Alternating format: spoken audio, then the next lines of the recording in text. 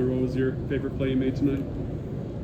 I mean, the one at the wall was pretty cool, but I like the last one. Probably better than most. Kind of gives you a deep breath, knowing it's the last out of the game. And I thought it was just a good play to end the game with, how well the pitchers threw tonight. And, grateful to make the catch. Can you walk us through the play there at the wall that it looked like it could have been out regardless of the play? Yeah, I think it was Barcy.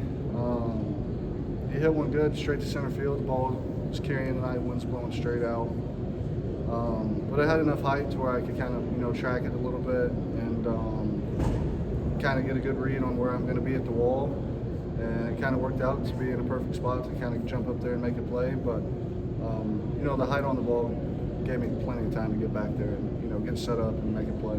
Does a play like that feel like this series and a Friday night and everything that means? Yeah, it's huge. It was a big moment in the game. I think there was a runner on first, so yeah, maybe a run could have scored there. But I thought offensively we swung it well tonight. Probably could have executed a little bit better with runners in scoring possession, less than 2 outs. But even if it gets down, I feel confident in our hitters getting it done after that. What was your mindset coming into the week? Sounds like you were maybe one of the guys that sent an encouraging text message to the group early in the week. Yeah, I mean, it was just get it done. I think we're to the point now in the season where in May, you got to show up and win games. That's why we're here. And my message really to everybody, it's not really the team on the other side. It's kind of for us. It's just we got to go out there and compete better and compete for 9 innings or however long. So that's kind of my main thing, just sticking with it and competing. Hunter, so many of those big at-bats the past couple of years, you've gone right center there, and it just seems like is that your approach in those situations to look there, or is that just where you're being pitched? Yeah, it kind of just depends on working the at-bat, kind of seeing where they're throwing at me.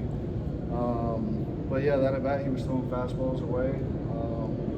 I got a 2-strike count, so I had to be able to cover the fastball, and he left it over the outside part of the plate. So felt good about that swing, staying on it and driving it that way. We saw numerous people, even in your dugout, tipping your hat after you went up and robbed that one. Was there anything that they said to you in the dugout, celebratory, that you got into the dugout with, anything said? No, usually they just mess with me and call me grandpa because I'm the old guy around the block. But I don't know, maybe Marcus said grandpa's got, some hops on him. So I don't know, I was kind of moving fast. I think I had a hit like third that inning, so I wasn't really thinking too much about the catch. Kind of touched on some of it with Ben's question, but what does being a leader look like over the last month when y'all had some struggles? I definitely haven't changed anything. Maybe being a little more vocal. I'm guilty of it just as anybody when I was young in this league. It kind of eats you up a little bit. But, it's kind of continually pushing forward and having the older guys to tell you that have been through that. I've had 5 seasons here now and pretty much seen everything, so I feel like I'm a good resource for those guys to, talk through situations like this. I know it's pretty routine at this point, but sitting out there in center field watching Liam go to work, how dominant from your vantage point was it? It's fun. I don't know how many guys he punched out, but I know we had Queso in like the 4th inning. I kind of get bored out there sometimes. I got to keep the legs loose because I don't really do a whole lot of running, but he's been incredible. Once again, he's commanding all 3-4 pitches and working ahead, so that guy's tough to hit.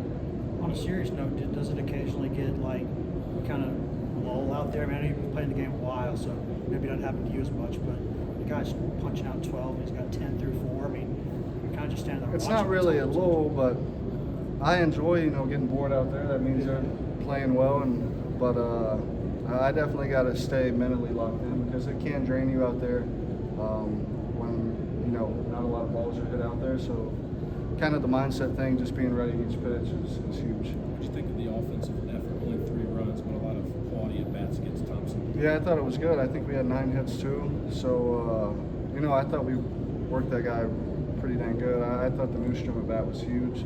I know we didn't get it done, but coming in and having a 10-11 pitch at bat right there was huge.